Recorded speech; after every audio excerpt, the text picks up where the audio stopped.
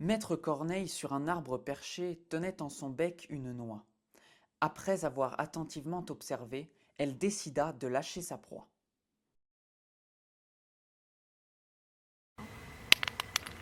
Vous vous dites sûrement raté, n'est-ce pas? Et pourtant,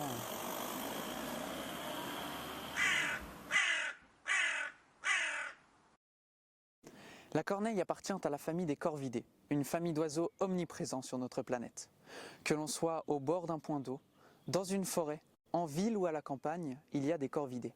Mais les connaissez-vous vraiment?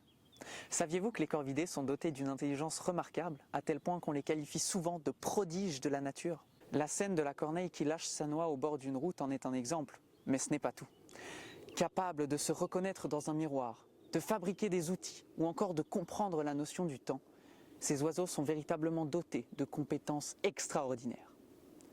Une question se pose alors. Pourquoi sont-ils si intelligents? Je m'appelle Luca Messerli, j'ai 18 ans, j'étudie au Collège de Candolle à Genève et c'est à cette question que j'ai essayé de répondre durant mon travail de maturité. La première étape de mon travail consistait en l'élaboration d'hypothèses pouvant expliquer cette intelligence. J'en ai formulé 4. L'anatomophysiologie du cerveau, les interactions sociales, la curiosité et la proximité avec l'humain. Après avoir réalisé une recherche bibliographique approfondie, j'ai pu valider mes 2 premières hypothèses.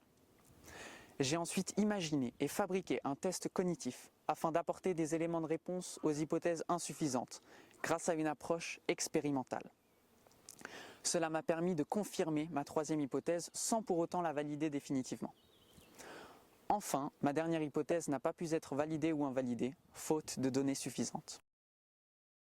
Ce travail nous rappelle qu'il n'y a pas besoin de partir bien loin pour s'émerveiller de l'ingéniosité du vivant. Chaque espèce a, tout comme nous, évolué sur des millions d'années, conduisant souvent à des adaptations tout aussi étonnantes que méconnues.